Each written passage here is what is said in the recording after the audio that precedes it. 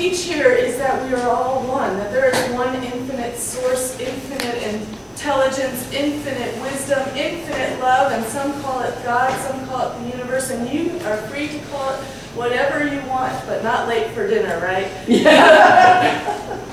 And we teach this foundation that no matter what, this one power, presence, and intelligence is the creative cause of this entire universe, and we can call it whatever name we want to, but it doesn't change the nature of this oneness and wholeness.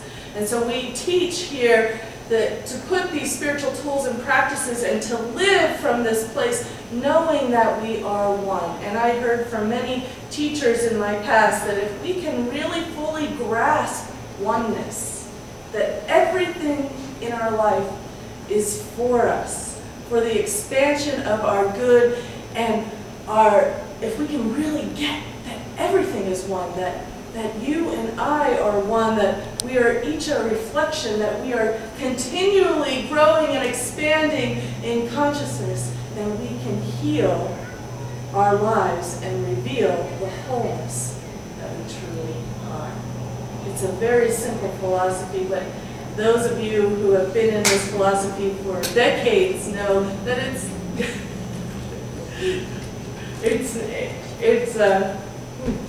another chair. You have a seat right here in the front row. Welcome. It's all the front row.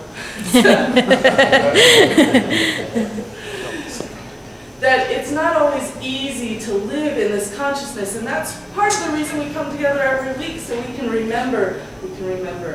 And last week I had the week off, and the last time I was here was Father's Day, and a lot has changed in these 2 weeks, and I am feeling the heat here, and I'm reminded of the extreme fire danger we are in, and I'm wondering if anyone here has been directly affected by any of the fires. No? She got evacuated? Scary. You know, when I left 2 weeks ago, I was on my way to Colorado Springs, and I had heard on the news that there were, a fire in Fort Collins, and that there was rising fire danger. And it was kind of like, and maybe this happened to you, I was like, oh yeah, oh I hear this every year, but it's not going to happen. And then I drove into the Colorado border in Fort Collins. All of I-25 was under heavy smoke.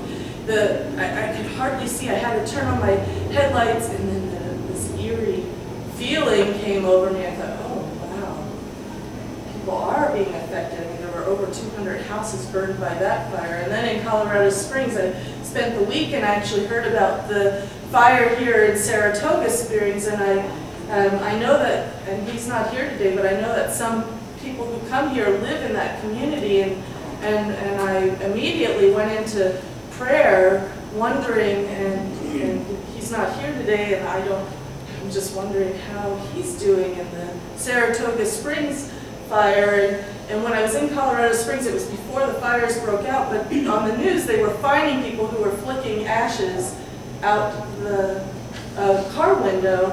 And things started to become from, surreal to surreal. Like, wow. And I live in Big Cottonwood Canyon, and when I got home, the temperatures were in the 90s, and there were these high wind gusts, and I found myself looking out the window thinking, do I see smoke anywhere? Do I smell smoke? And then I found myself getting angry at the people selling fireworks. Anyone else experience that? Why? How could they morally even do that?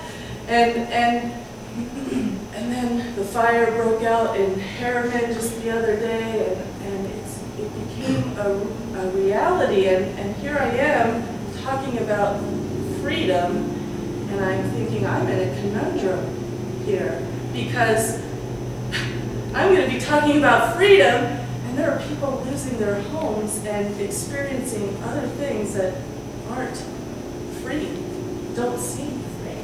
And how can I talk about the subject with God, all things are possible, when people have lost their homes, burnt to the ground, everything they've known? How can I talk about that? And that really caused me to go deeper into God, into the universal principle of truth.